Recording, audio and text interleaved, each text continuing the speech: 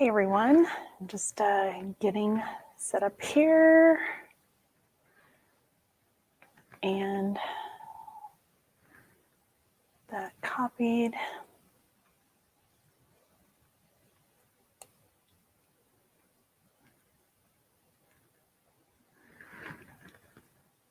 Hey Betty. So I'm just trying to get this note on here so you know what we're talking about. We're doing a live cook along tonight. It is a Monday and just trying to make sure here that I've got the right settings this time for the broadcast. I actually have, let's see. Yeah, hopefully this is working. If you are on YouTube or Facebook or anything, if you could let me, basically anything besides Instagram. I know Instagram works because Instagram is separate on my phone.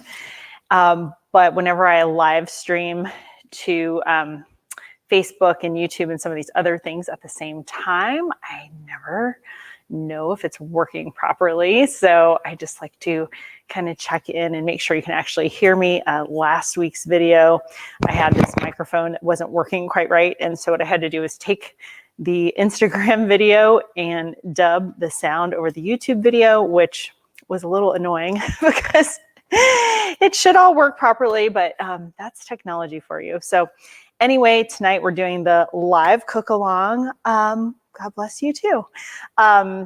And so please feel free to drop any of your keto or health and wellness or yoga related questions in the comments, and I will answer them as we cook along together.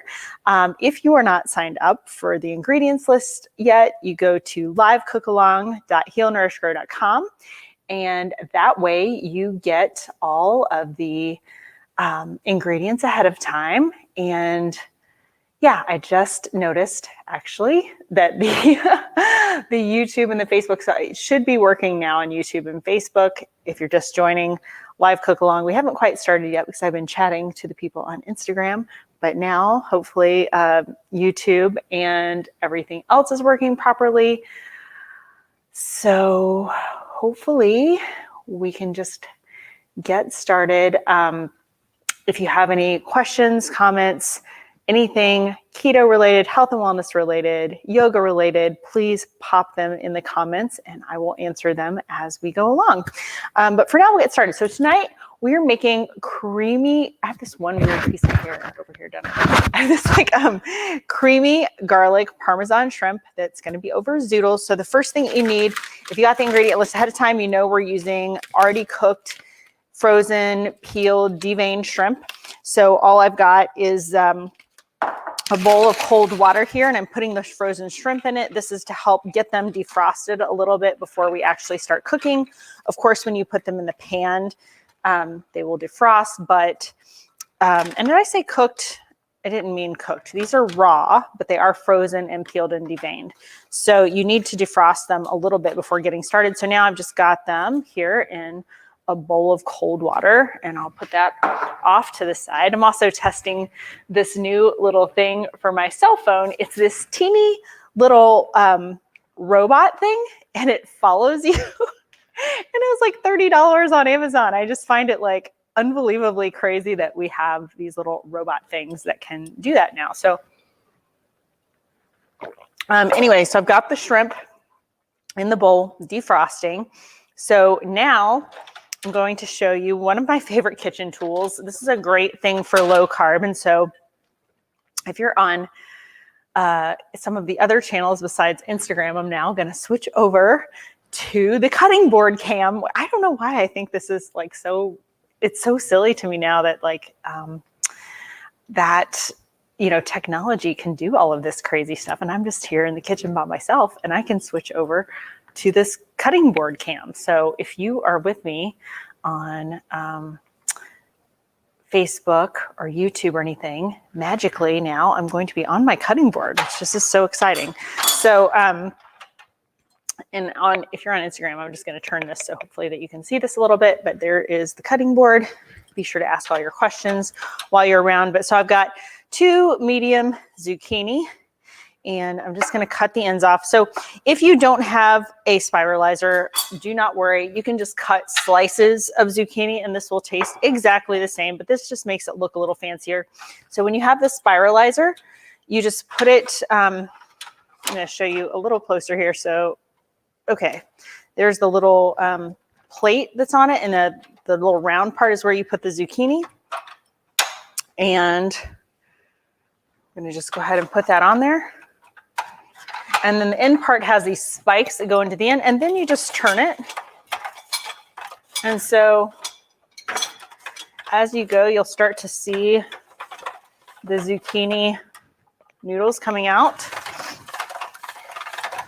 And I like to do about 1 medium zucchini per person, just for the bulk of it. And because you're not using real pasta noodles, obviously they're not as nearly as filling, so you want to have a good amount. I typically will go ahead and serve the zucchini raw. I try to let it warm up to room temperature ahead of time, and then you end up with this little zucchini middle. I just break it up and stick it on there because I feel like just why waste it? Just go ahead and use it all.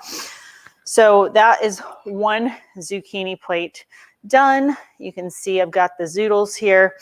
Like I said, I go ahead and leave them raw, but if you like, you can put them in the pan for a minute or two with some butter or something. Just take the chill off of them. If they're cold, like I said, I like to try to get them to room temperature first.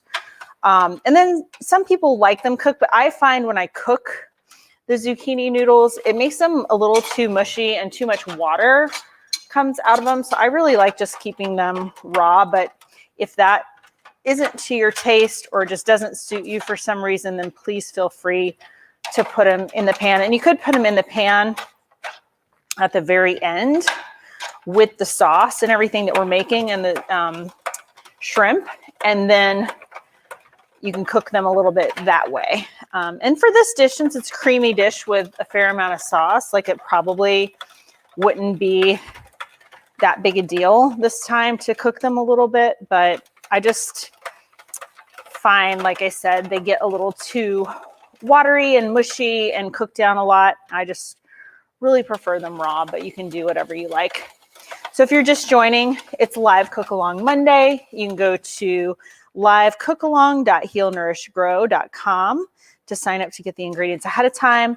And then while we're cooking together, you can just ask me any keto related, health and wellness related, yoga related questions. That's kind of all my expertise and what I do, what I'm all about. So like I said, I just take the little center of zucchini and break that up. And so now I've got my 2 plates of zucchini ready to go for the shrimp and sauce. Back again. And let me see here. I got to get used to kind of going back to in between the cameras. But anyway, I don't know. I just think that's sort of fun. So anyway, this again is the spiralizer. If you don't have one of these, it's not totally necessary. Like I said, you can cut it into slices and it'll still taste the same. It just gives a better presentation with the zucchini zoodles, noodles. And it's not super expensive.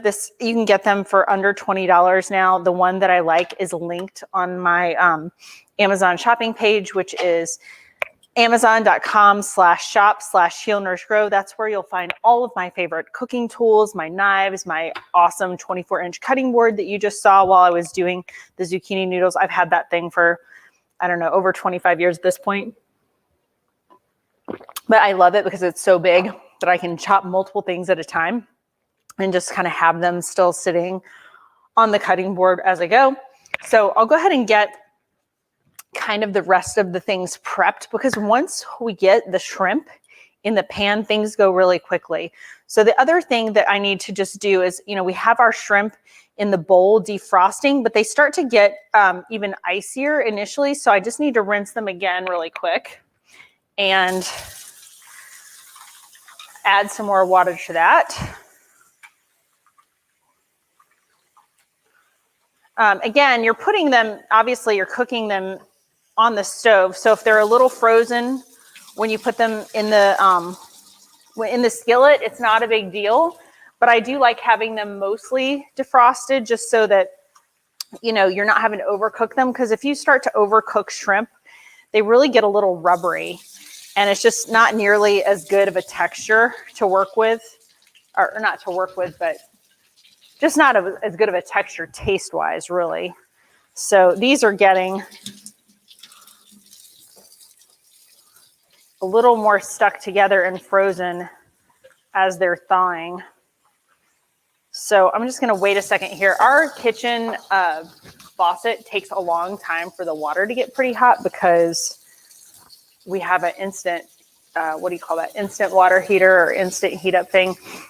So because the kitchen is kind of on the other side of the house from that, it takes quite a while for that to heat up. So now that they've been rinsed initially in the cooler water, I'm just going to put some warm water in there so that they defrost a little bit more. So yeah, it's still cold. That's how long it takes. And I apologize because as good as the little setup I have is for the YouTube and the Facebook thing with the cameras, with the cutting board and the stove, it doesn't follow me when I move around like this one is for Instagram, which is actually kind of funny. I wasn't sure if it was going to work, this little robot thing that I got from Amazon. But anyway, so it's following me now over here to the sink, which I just think is really crazy. There, got me. Okay, so now that this water is a little bit warmer, I'm going to dump all this old, really cold water off, because everything is basically like putting ice in water, how frozen they are. So now I'm just going to put this warmer water here in with the shrimp and let them defrost some more. Okay, so that is all good. So if you're just joining, don't forget to you can answer all your own questions, but you could ask me questions about keto or cooking or yoga or health and wellness, all the stuff that I do on the daily.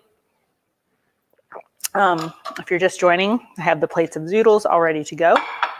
And now I'm going to pop over to the cooktop. So let me put that on the screen. If you're on Facebook or YouTube, you'll see that. And so basically I'm just putting some butter in my skillet now. I'm going to put that on a medium heat. And then I'll show you. I need a few. I love garlic, so I almost couldn't do too much garlic if this was just for me. But I think in the recipe I call for 2 pieces of garlic. If you don't like garlic as much, then obviously do less.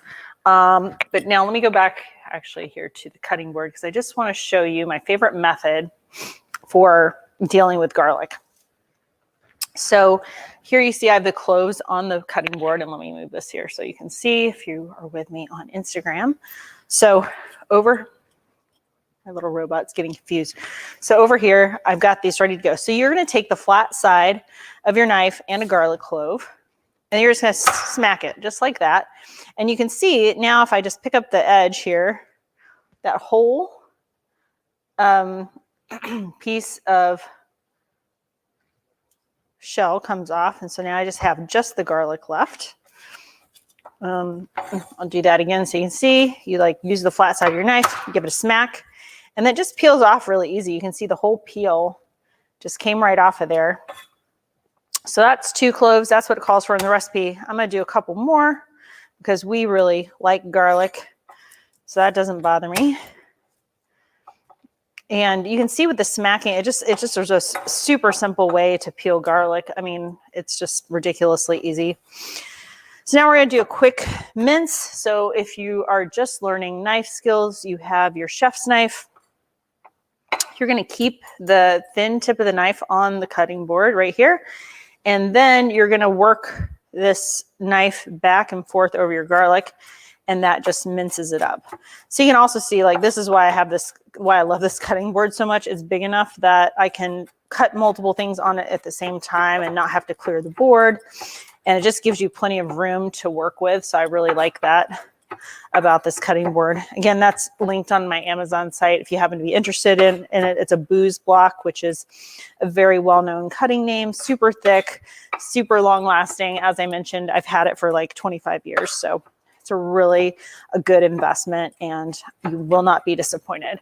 So now that I've got the garlic minced, I'm just gonna pop this back up here and let's see here, where am I? So I've got the garlic all minced, and the way that I like to do that is just take your knife and then just scrape it across the board and you scoop it right up on top. And then you're gonna put that into your pan and pop over to the cooktop here. I don't know why, I just think this is so entertaining with the whole little camera thing. And it's like, it's technology that it's literally just my laptop hooked up to some really inexpensive, like $20 webcams. And then this piece of open source software called OBS. And you can like literally create these scenes and pop between the cooktop and whatnot. So anyway, you just scoop it on there and then put it into your pan. So now I've got the garlic and the butter in there together. You always want to keep your garlic and butter on a relatively low heat because you can easily burn garlic and it makes it more bitter when you burn garlic. So you want to keep it on a lower heat to make sure that you don't get that bitter taste. So that's in the pan. Now I've got some cherry tomatoes. I don't know where this robot must see a ghost or something because it keeps trying to go away. But now I've got some cherry tomatoes. And so I'm just going to cut these in half. And honestly, for anything, these are more for color, like, yeah, a little bit for taste. But if you're trying to keep your carbs super low, tomatoes do have some natural sugars in them. So you could decide to leave these out if you wanted to. It's not going to substantially change the taste of the dish. So totally fine to leave them out if you'd prefer. It does reduce the carb count a bit. So just cutting these in halves like you can see there. And I've got the garlic and butter going behind me on a lower heat. So that's good to go. While I'm still at the cutting board, I'm going to go ahead and cut some fresh parsley. So the recipe called for about 2 tablespoons. The way that I like to deal with parsley is that I just grab it off of the thing. And then sometimes I'll go through and pull the leaves off. So if you want to keep the stems out of there, you go in the opposite direction. So you see that this is growing this way, right? So if you go in the opposite direction, you can just pull the leaves off the bottom, and then that allows you to keep the stem out of it. The stem's a little tougher. I mean, when it gets cooked in the dish, it's not a big deal. But if you're just doing a couple of, hey, Natalie, I just saw you. I'm just over here cooking dinner. So if you can get the stem out of there, I just think it makes for a better texture in the dish. If you have it in there, it is not a big deal. It's going to cook down and get very soft. So it's not going to bother you that much. But I don't know, like whenever I'm sitting here waiting for the garlic and butter to cook together anyway, I just pick the leaves off. It makes me happy. It's what I do. You don't have to do it. It's not going to substantially affect the flavor of the dish. So, and again, if I wasn't, doing recipe development and making everything super precise on a daily basis when I'm in the kitchen, I pretty much just always wing it. And so you'll notice that I'm not really measuring anything right now. There are measurements in the recipe if you're a measurement person. But if you're like me and you just kind of don't mind winging things, then you really just get the idea of these are ingredients that are going to go well together. They're going to taste good together. And so you don't have to worry too much. If you love parsley, put a little more parsley. If you love garlic, put more garlic. That's how I like to roll with that stuff. So anyway, the garlic is starting to get like just a little brown on it. I'm going to turn this and it's getting a nice smell. So I'm going to turn this around. Why does that little robot keep doing goofy things? But I'm going to turn it around so that you can see this again. So I think we're just about good here. The other thing that I could do, because again, once the shrimp gets in there, it cooks so quickly. is shred my Parmesan cheese. So again, I've got my nice giant cutting board over here that I have plenty of room, so I can just shred the cheese.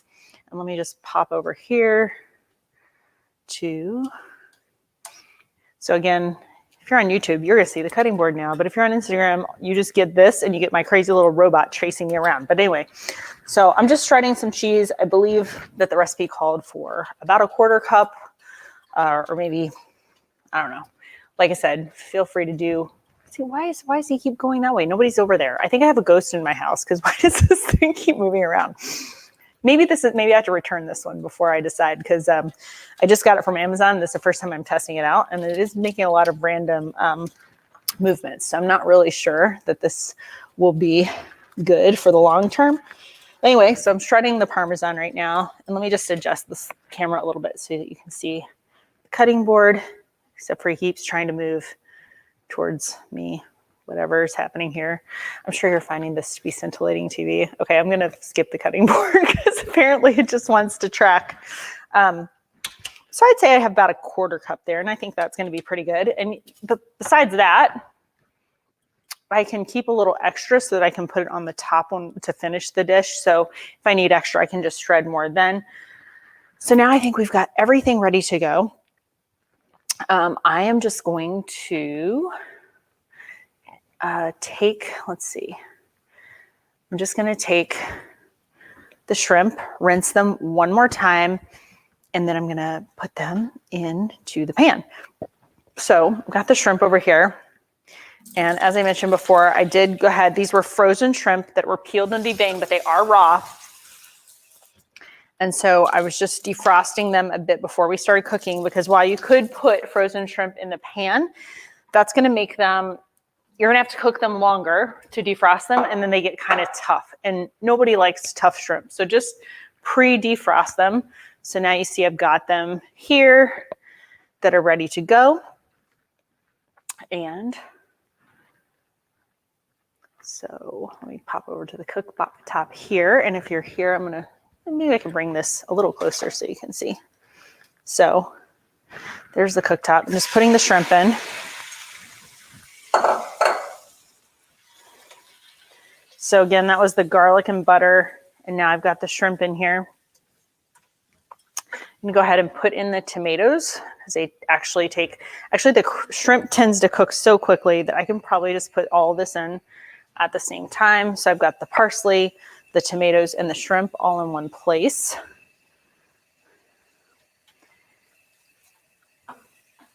And that's gonna take a minute there to cook.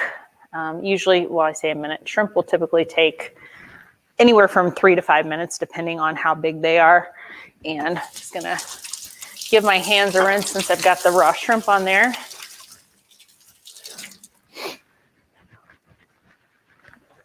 Okay, so that's looking good. Accidentally got a fair amount of water in there when I poured it in. But that's not a problem because that's all going to cook off. So in the meantime, oh, hi from Switzerland. Hey, so I was supposed to go to Switzerland this month, and of course, damn COVID prevented that. I was going to be snowboarding over there, but I'm already looking forward to the day about, 10 days from now when I can rebook my frequent flyer trip for 330 days in advance and go to Switzerland in 2022. The Alps, if you're a skier or a snowboarder and you've never been there, it's absolutely amazing. You have to go. I don't know if Flo Lotus 71 can comment on how wonderful Switzerland is since he or she lives there, but the Alps are just something else. So it's an amazing place. Anyway, again, live cook along.healnourishgrow.com every Monday, 6 p.m. Eastern. If you are just joining, we're making creamy garlic shrimp over zoodles tonight, and playing with experimenting with some camera angles while I'm cooking along here. And this is going to go pretty quick. So how you can tell shrimp are done, they're pretty translucent when you put them in raw. Once they start to be opaque and pink, then you know your shrimp are done, and you don't want to go much past that because they overcook overcook really quickly. So you just want to wait till they get just pink and opaque. Hi, Biagio. I always crack myself up trying to pronounce these names that are like, there's some kind of real name, obviously, right? But they're not like somebody's name. And so sometimes usernames are hard to decipher. But the shrimp are already starting to turn pink and not be translucent. So you can see how quick that was and why this shrimp are such a great thing for a weeknight meal is because they cook so quickly that you can easily have a shrimp dish done in under half an hour, no problem. So I'm going to just show you this a little closer here. So I don't know if you can tell, but they're getting very pink already. And there's a couple of them that are still a little translucent. So maybe about 1 more minute to go. But again, I don't like to cook them too long because they get tough and rubbery really quickly. So you just want to keep a good eye on them.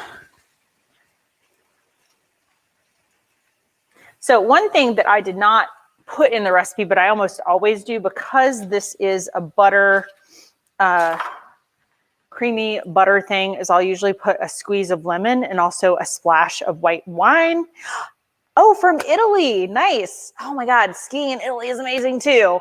I'm so bummed that we can't go over there this year. We love Europe, love France, love the Alps, love Italy, snowboard in all those places. And it's just fantastic. So thanks for joining. Speaking of Italy, man, I mean, they have like the most wonderful food there for sure. But you can easily eat low carb in Italy, no problem. I've been there since I've been keto and low carb and was no problem. You have the Florentine steaks. You have all the fresh seafood. You have all the wonderful things. That's not to say that I did not eat some pizza while I was in Italy, because if you ever go to Italy, particularly Naples, Italy, you must have at least a piece of pizza. I mean, unless you're diabetic or something, then please don't do that. But if you're not, you have, I mean, it's literally the best pizza in the entire world. It's so good. So, okay, so the shrimp are basically done. So now what we do is we put in our cheese and our heavy cream. Sorry about my crazy camera. So again, I'm not measuring. I believe the recipe called for 1/4 cup of each of the cream and the cheese.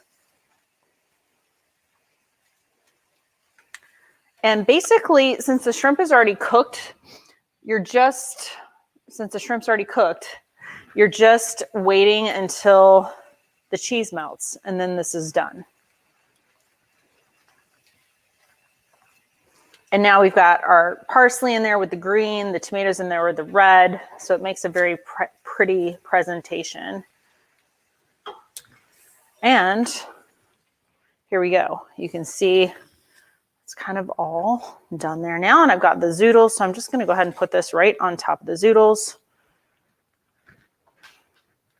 And then I'll show it to you again. This is a relatively light meal, calorie-wise and taste-wise, just because it is seafood and it's it's vegetables for the noodles. But here you can see the final dish. And so that's really it. That was so quick, and the recipe will be up on the site in the next couple of days. If you're just joining, we cook together every Monday at 6 p.m. Eastern, or almost every Monday. Next Monday, I'm going to be snowboarding, but not in Italy, unfortunately. I'm from Italy, Naples. So what I cooked tonight was the garlic creamy shrimp Parmesan over zoodles, which is on the plate. Some night I will make my red sauce. It's not as good probably as the Italian grandmothers in Italy, because the tomatoes there are so amazing. They're grown in volcanic soil, San Marzano. They're quite famous. I try to always use those when I make my red sauce, but maybe on a future cook-along night I'll do that. The only problem is it's not really a quick and easy weeknight meal, because you typically leave the sauce on the stove for hours. And obviously when we cook together, we don't have hours together, unfortunately. But anyway, that is all for now. So this is finished. We're going to go eat. If you want the recipe, it will be on the site in the next few days. And be sure to join me 2 Mondays from now when we'll be cooking together again. I don't normally tell you what I'm making. I just send you the ingredients. So that's why you have to sign up for the list ahead of time so you know what to get. And then when we cook together, it's kind of a surprise. But I think you can tell when you get the ingredient list, obviously, like, are you going to like it or not? So anyway, hope you have a great night. Thanks for joining, and I will see you again soon. Oh, we're not in Canada, unfortunately, but I do cook a lot, so that's probably why you want to live here. But anyway, I will see you guys again next time. Join the list so you can cook with me next time.